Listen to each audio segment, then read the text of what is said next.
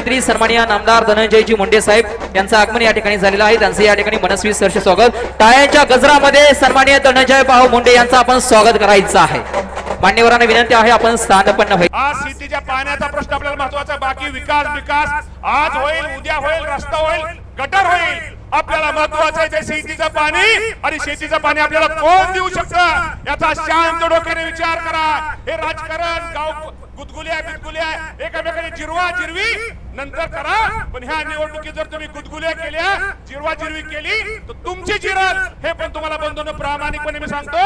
नीट विचार करा, नीट डोळस राहा, आणि राष्ट्रवादी काँग्रेस पक्षाने युतीचे जे उमेदवार आहेत, जे उमेदवार सुनेत्रा पवार यांचं जे चिन्ह आहे घड्याळ, या घड्याळाला मतदान करा ही विनंती आपल्या सगळ्यांना करतो। आणि तुम्ही सगळ्यांनी एकदा सगळ्यांनी हात वर करून घड्याळ करा, घड्याळ घड्याळ घड्याळ। धन्यवाद, जय हिंद, जय महाराष्ट्र। धन्यवाद। यानंतर दलित महासंघाच्या वतीनं सन्माननीय सुनेत्रा वहिनी पवार यांना पाठिंबा दिला जातोय। भाऊंना विनंती, भाऊ 2 मिनिटं पाठिंबा दिला जातोय। हा ठीक आहे। यानंतर आपल्याला संबोधित करतायत महाराष्ट्र राज्याचे कृषी मंत्री सन्माननीय धनंजय भाऊ मुंडे। भाऊंसाठी एकदा जोरदार टाळ्या। घड्याळातली वेळ पाहता आणि 10 वाजता प्रचाराची सांगता करायची असल्यामुळं व्यासपीठावर उपस्थित महायुतीचे सर्व सन्माननीय नेत्यांची क्षमा मागून आपलं नाव न घेतल्यामुळं आजच्या या सभेला इथं उपस्थित माझ्या माता भगिनी वडीलधारी मंडळी, मोठ्या संख्येने इथं उपस्थित असलेल्या माझ्या तरुण भावांनो आणि इथं उपस्थित पत्रकार मित्रांनो, सर्वप्रथम बारामती लोकसभा मतदारसंघाच्या महायुतीच्या उमेदवार आदरणीय सुनेत्राताई अजितदादा पवार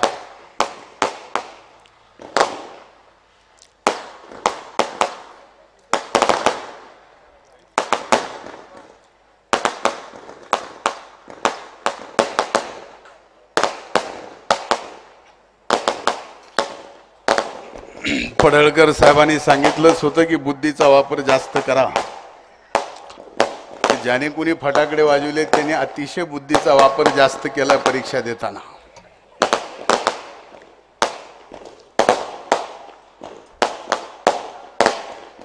आज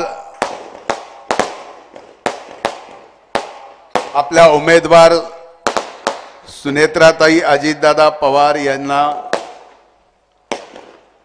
दलित महासंघाचे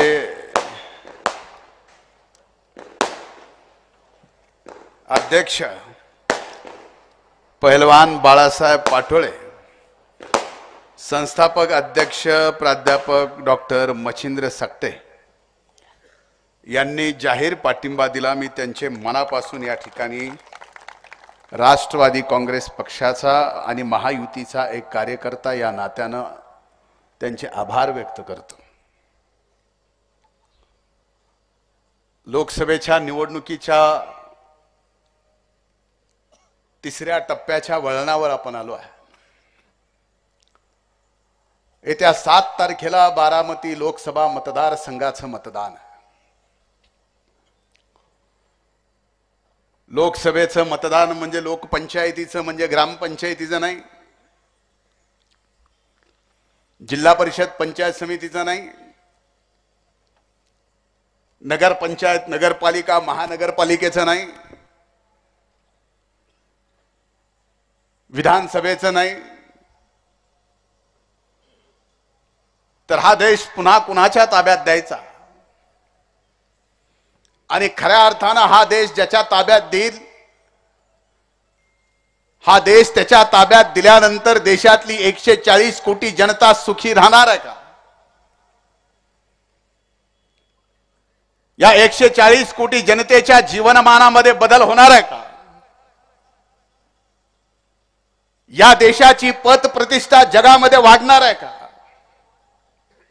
आणि सगळ्यात महत्त्वाचं, या जगातल्या सर्वात मोठ्या लोकशाही असणाऱ्या 18 पगड जाती धर्माचे लोक ज्या देशात गुण्यागोविंदाने राहतात, त्या देशाकडे कुणी वाकड्या डोळ्याने बघणार आहे का, याच्यासाठी ही निवडणूक फार महत्वाची आहे. एकीकडं महायुती म्हणून, एनडीए म्हणून गेली 10 वर्ष या देशाचा कारभार आदरणीय मोदी साहेब सांभाळत आहेत. 10 वर्षातली या देशाची प्रगती पाहता आज देशातले जवळजवळ 33 पक्ष मोदी साहेबांना पाडण्यासाठी देशातल्या विविध भागातून एकत्र आलेत आणि इंडी नावाचा एक घटक झाला.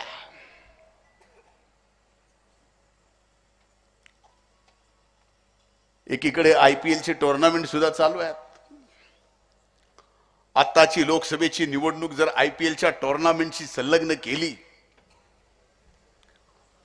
तर एका बॅट्समनला आउट करायला 33 फिल्डर स्टेडियम मध्ये लावावेत अशी परिस्थिती जशी आहे, तसं आता मोदी साहेबांना आउट करण्यासाठी या इंडीने 33 जण एकत्र केले. पण तरी सुद्धा आज जबाबदारीपूर्वक आपल्याला सांगतो की 33 का 66 जरी प्लेयर फिल्डर म्हणून उभे केले तर ह्यांच्या डोक्याहून सगळ्यांच्या बॉल मोदी साहेब विजयाचा तिसऱ्यांदा या देशात पार केल्याशिवाय राहणार नाहीत. मला सांगा, खऱ्या अर्थाने या 10 वर्षात देशाने जी प्रगती केली आहे, वेगवेगळे नेते वेगवेगळ्या प्रकारे ती प्रगती सांगत असतील. ती रस्त्याच्या माध्यमातून झालेली असेल, दवाखान्याच्या माध्यमातून झालेली असेल, चंद्रयानावर पोचल्यामुळे झालेली असेल. माझ्या दृष्टीनं या देशाची प्रत आणि प्रतिष्ठा जगाच्या पाठीवर मोदी साहेबांनी एवढ्या उंचीवर नेली आहे की इतर देशातल्या कुठल्याही मंत्रिमंडळातला मंत्री जर या भारताच्या विरोधात साधा एक ब्रश शब्द काढला तर त्या देशाच्या प्रधानमंत्र्याला त्या मंत्र्याचा राजीनामा घ्यावा लागतो. ही भारताची ताकद मोदी साहेबांनी या ठिकाणी जगात केली आहे. हे माझ्यासाठी महत्वाचं. एवढी पत होती का कधी आपली? मी काय फार जगात फिरलो नाही, पण वस्तुस्थिती ही आहे की एकीकडं एनडीए म्हणून टीका करत असताना टीका केली जाते की एनडीए म्हणजे एका जातीपातीचं धर्माचं वेगळं राजकारण या ठिकाणी चालू आहे. मला 4च प्रश्न आपल्याला विचारायचे आहेत. या देशातल्या 80 कोटी जनतेला मोफत राशन दिलं जातं.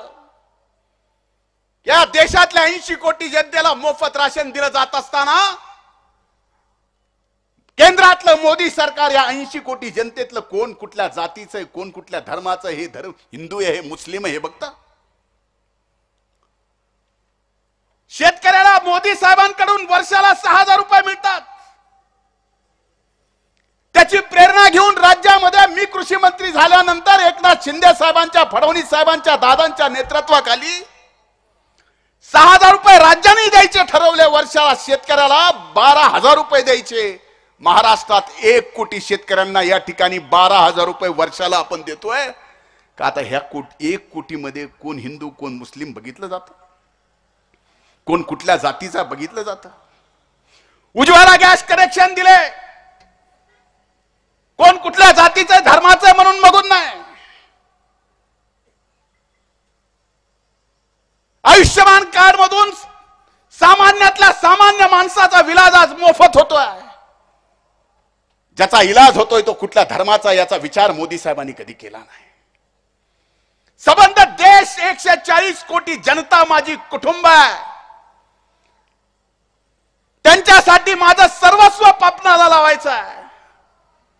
आणि एवढाच नाही तर कितीही मोठी महामारी आली, त्या कोविडच्या काळात सुद्धा लसेसाठी आपल्याला दुसऱ्या देशासमोर भीक मागावी लागते का अशी परिस्थिती आली असताना आपल्या देशामध्ये लस निर्माण करून उर्वरित 32 देशाला लस पुरवणारा आपला देश आज आपण त्याच्यामुळे जिवंत राहिलो. याच्यासाठी आपलं एक मत यावेळेत तिसऱ्यांदा मोदी साहेबांना देण्यासाठी सुनेत्राताई अजितदादा पवारांच्या घड्याळाला मतदान आपल्याला करायचं आहे. पण याच्या पलीकडे आपला प्रश्न गंभीर आहे. तो प्रश्न गंभीर काय की 22 गावात पाणी नाही. माव्यात अख्ख्या जिल्ह्यात पाणी नाही. तुमचा प्रश्न गंभीर आहे. 22 गावात पाणी नाही. पण 22 गावात पाणी नाही ही गंभीर परिस्थिती आहे. तुमच्या शेतीला पाणी नाही म्हणून गंभीर परिस्थिती आहे. आम्हाला प्यायला पाणी नाही म्हणून आमची गंभीर परिस्थिती आहे.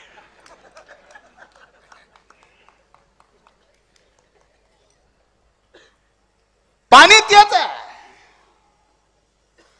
फरक फक्त वेगळा आहे. तुम्हाला शेतीला नाही, आम्हाला प्यायला नाही. गांभीर्य तेवढंच आहे की तुमच्या शेतीला मिळालं तर तुमच्या पिढ्याचं कल्याण होणार आहे. आणि तुमच्यासारखं आमच्या शेतीला जर मिळालं तर आमच्या इकडले सुद्धा लोक इकडे ऊस तोडायला येणार नाही, तिथं ऊस पिकवितील अशी परिस्थिती आहे. पण आता हा प्रश्न मार्गी लावायचा कसा? हा प्रश्न जर मार्गी कोण लावू शकतो? आजपर्यंत हा प्रश्न मार्गी लावायचा कुणी प्रयत्न जर केला असेल, मामाने सांगितलं महायुतीचे अनेक मान्यवर नेते, पण मी आज आपल्याला जबाबदारीपूर्वक सांगतो, उभ्या महाराष्ट्रात आज दुष्काळ आहे. या दुष्काळाची परिस्थिती लक्षात घेतल्यामुळे या देशात पहिल्यांदा आपलं एक राज्य आहे की राज्याने शेतकऱ्यासाठी 1 रुपयात पीक विम्याची योजना आणली. आणि कधी नाही ते या देशात सर्वाधिक फायदा 97 लाख शेतकऱ्यांचा या महाराष्ट्रात पीक विमा योजनेचा झाला. पण हा फायदा होत असताना उद्या या 22 गावाचा प्रश्न सोडवायचा. तर हा 22 गावाचा प्रश्न सोडवायचा असेल तर याला निधी फार मोठा लागणार आहे, यातला भाग नाही. एकदा का या त्रिदेवांनी म्हणजे एकनाथ शिंदे साहेब, देवेंद्र फडणवीस साहेब, अजित दादा साहेब आणि इथले 2 देव आणि त्याच्यात मला एक अर्धा धारा तोंडी लावायला मामा म्हणजे मागा असतो ना तुमच्या. तर हा 22 गावचा पिण्याचा पाण्याचा प्रश्न शेतीच्या आम्हाला प्यायचंच आहे हो, दुसरं आम्हाला शेतीचं तर लय लांब राहिलं. पण बरं झालं तुम्ही किती गंभीर आहेत बघा. आमच्या पिण्याच्या पाण्याचा शब्द पिण्याचा आला तरी तुम्हाला ते जमत नाही, आम्हाला शेतीलाच पाहिजे.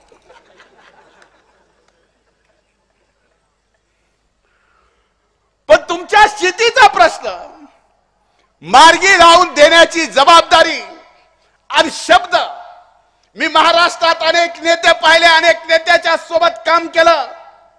महाराष्ट्रातल्या नाही तर देशातल्या अनेक नेतृत्वाच्या सोबत सावलीसारखा राहिलेलो आहे.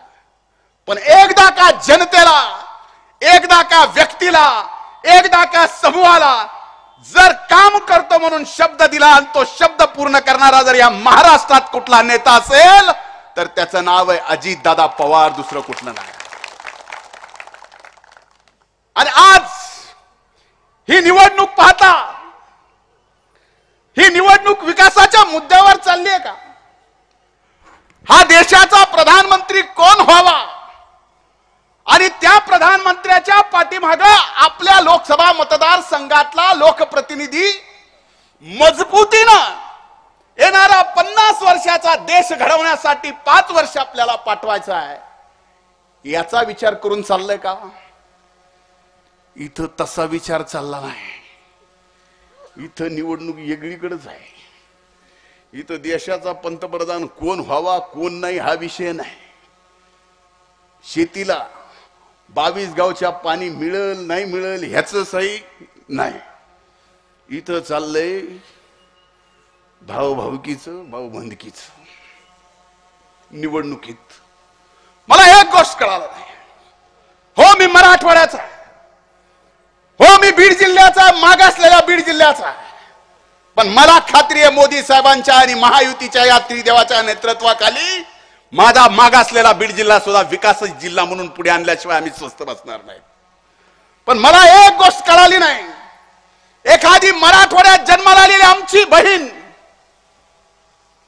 जी खऱ्या अर्थानं बारामतीमध्ये पवारांच्या घरी सून म्हणून येते, जी खऱ्या अर्थानं बारामतीचीच लेक आहे. बारामती वडे वडगाव निंबाळकर नावाचं गाव आहे, ज्या गावात बाजीराव पाटील जे दत्तक म्हणून तेरला गेले, जे पदमसिंह पाटलांचे आणि सुनेत्राताईंचे वडील. मग सुनेत्राताई लेक कुठल्या झाल्या? पहिल्या कुठल्या झाल्या? बारामतीचीच लेक पवारांकडे सून म्हणून आली. तर मतदान सुनलं का लेकलं करायचं म्हणून सून परकी म्हणता? सून परकी म्हणता? अरे तुमच्या घरात आपल्या मुली आहेत, उद्या कुणाची तरी सून म्हणून होऊन जाणार आहेत, कुणाची तरी लेक आपल्याकडे सून म्हणून येणार आहे. फक्त एक निवडणूक जिंकायची याच्यासाठी कोण जर आपल्या घरातल्या सुनेला परक म्हणत असेल तर राजकारणात एवढी वाईट वेळ कुणावर एवढी वाईट वेळ जर येत असेल मत मागण्यासाठी, आणि ते एवढ्या उत्तुंग नेतृत्वाला, हे मला जर कळत आहे. तुम्हाला भावना नाहीत? तुम्हाला मन नाही?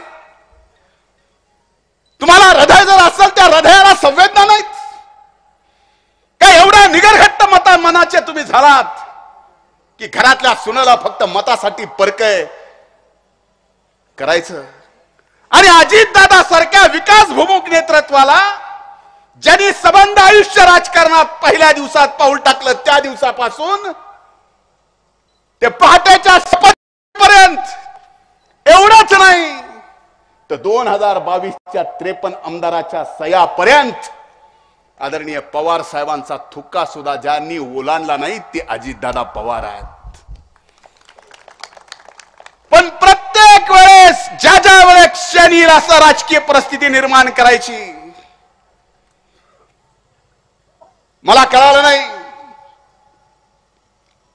मध्ये मी सासवडला आलो. सासवडला हे बोलल्यानंतर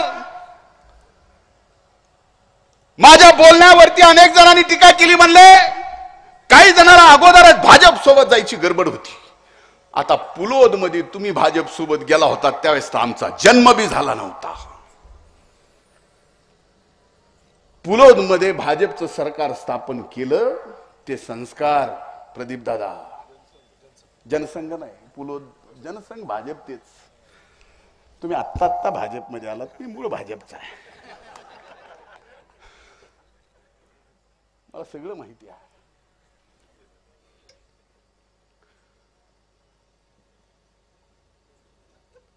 ते संस्कार 2014ला त्यावेळेस तर कुठली ईडी बीडी कुठल्या एनसी, आणि मला विरोधी पक्षनेता केला होता. तुम्ही त्यावेळेसचे 2014 ते 19 माझे भाषण ऐकले. मुख्यमंत्री असो की प्रधानमंत्री असो, एकाला तरी सोडलं होतं का? कुणाला घाबरलो होतो का? अरे कोणी यायला तयार नव्हतं रस्त्यावर. मामा तुम्ही साक्षीदार आहात. एक नाही दोन नाही, महाराष्ट्रात चांद्यापासून बांद्यापर्यंत 4 परिवर्तन यात्रा काढल्या. कोणाच्या मायला नाही घाबरलो. आणि तुम्ही म्हणता ज्या 2014ला आम्ही पडतोय, उभा राहिलोय, निकाल बघतोय एकीकडं, तर अर्ध्या निकालातच बिनशर्त भारतीय जनता पार्टीला पाठिंबा दिला. ते संस्कार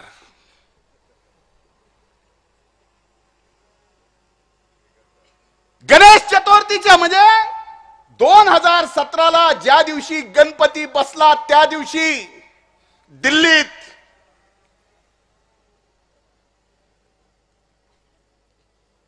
आदरणीय साहेबांच्या सोबत विधानसभा, लोकसभा, मंत्रिमंडळ, पालकमंत्री पद सगळं ठरलं. का बिघडलं? मी म्हणलं अनेक पुरावे द्यायला तयार आहेत.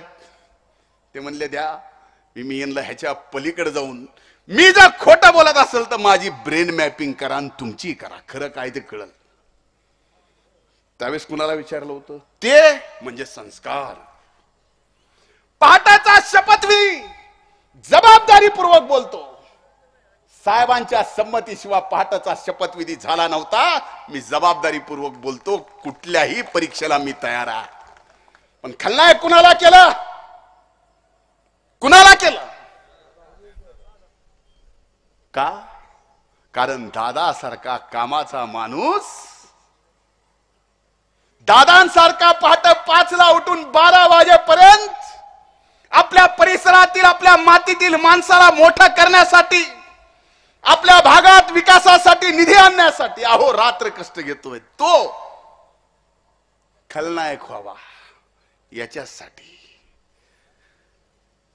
पण त्यांनी मात्र मुलाखतीत सांगितलं, मी कमाल करतो माननीय उद्धव ठाकरे साहेबांची, की ते म्हणले आम्ही 2019ला भाजप पासून शिवसेनेला बाजूला केलं, हे आम्ही ठरवून केलं. तरी उद्धव ठाकरे साहेब हसायला लागलेत. फार प्याकाड वाचलं सगळं. म्हणजे भाजप पासून शिवसेना तुम्ही बाजूला केली ते संस्कार, आणि मग भाजपने शिवसेनापासून बाजूला केली तर ती गद्दारी. मला काय कळतच नाही. मला समजून सांगाव.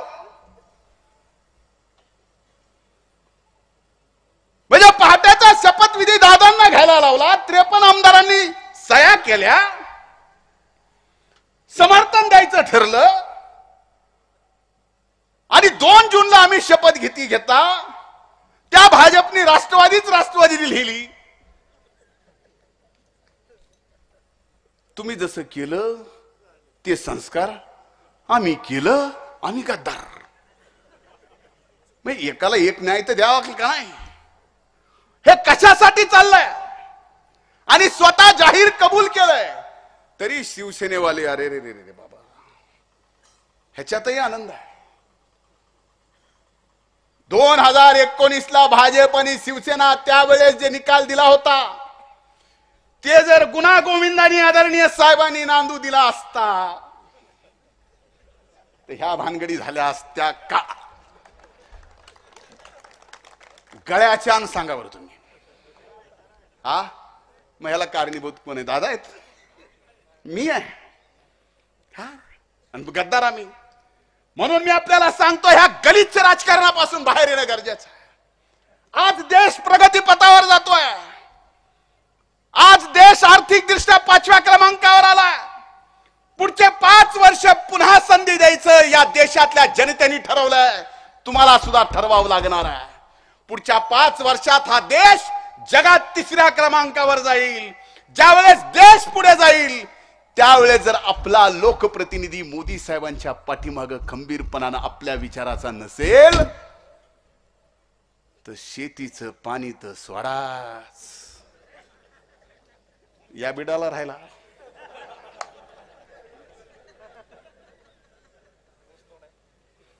म्हणून मी आपल्याला सांगतोय, ही निवडणूक त्या दृष्टीने जबाबदारी आहे. 2 नेतृत्वाचा फरक केला. मोदी साहेबांच्या बरोबरीनं 33 जणात कुणी आहे का? आहे का नाही सांगा? कोणच नाही ना. मग कशासाठी भांडायला ती? पण आता 2 उमेदवार आहेत इथं. एकीकडे ज्यांनी नाव घेतलं मला त्यांचं नाव सुद्धा नाही घ्यायचं. एकीकडे आमच्या सुनेत्राताई अजितदादा पवार आहेत. 2012ला बारामतीत 65 एकर मध्ये टेक्सटाईल पार्क उभं केलं. आज 14,000 आमच्या महिलांना त्या ठिकाणी पोट भरायची संधी मिळाली, आर्थिक उन्नती करायची संधी मिळाली. आपलं घर आमची महिला समर्थपणे सांभाळू शकते. 14,000 असा एखादा तरी प्रकल्प मागच्या 3 टर्म खासदार राहिलेल्या आंतरराष्ट्रीय पातळीवरच्या नेत्या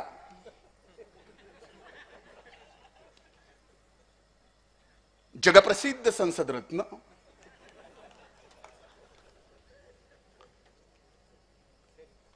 यांनी एकतरी आपल्या कल्पनेतून आपल्या वडिलांचा आशीर्वाद घेऊन इथल्या 1000 मायमाऊल्यांना तरी रोजगार देण्यासाठी एक प्रकल्प आणला का बघा? आणलाय का? हा फरक 2 उमेदवाराचा कळत नाही.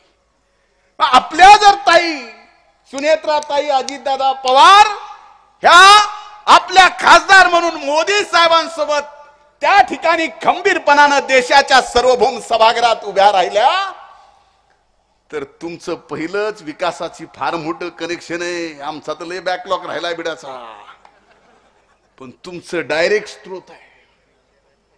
त्याच्यातनं तुमचं हे 22 गावाचं नाही, तुमच्याकडून उरलं तर बिडाला पाणी सोडा, एवढं पाणी येईल मामा. म्हणून आज आपल्याला सांगतोय जबाबदारीपूर्वक, देशाच्या जनतेने ज्यावेळेस निर्णय घेतला की पुन्हा देशाचं प्रधानमंत्री मोदी साहेबांना करायचं, त्यावेळेस आपण एक गोष्ट निश्चितपणाने केली पाहिजे.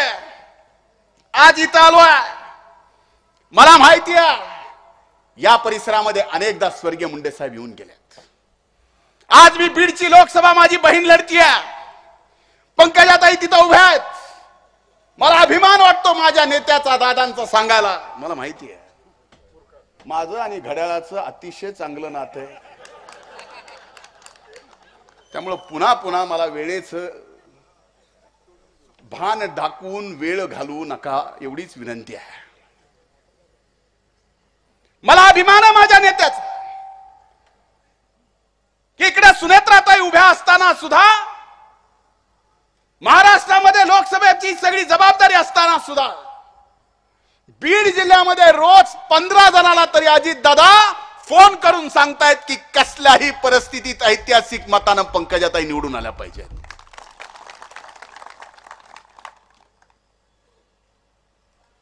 ही काळजी आहे. दादा इथं राहून इथले परिस्थिती बघून जर त्या ठिकाणी बीडची सुद्धा काळजी घेतायत तर माझी सुद्धा जिम्मेदारी बनती. तिथून मी इथं येऊन तुम्हाला हात जोडून नतमस्तक होऊन सुनेत्राताई अजितदादा पवारांसाठी आपण घड्याळाच्या समोरचं बटन दाबून ऐतिहासिक विजय करून द्या. जगात त्या दिवशी 2च बातम्या चालल्या पाहिजेत की तिसऱ्यांदा मोदी देशाचे प्रधानमंत्री झाले आणि बारामतीच्या खासदार सुनेत्राताई अजितदादा पवार झाल्या. ही एवढीच बातमी दिवसभर चालली पाहिजे, हीच विनंती करतो. खूप खूप धन्यवाद. जय हिंद, जय महाराष्ट्र, जय राष्ट्रवादी. धन्यवाद साहेब. यानंतर लाखेवाडी ग्रामस्थांच्या वतीनं व्यासपीठावर उपस्थित असणाऱ्या सर्वच मान्यवरांचा भव्य नागरिक सन्मान. आमची व्हिडिओ बातमी आवडल्यास लाईक, शेअर आणि समांतर चॅनलला सबस्क्राईब करायला विसरू नका.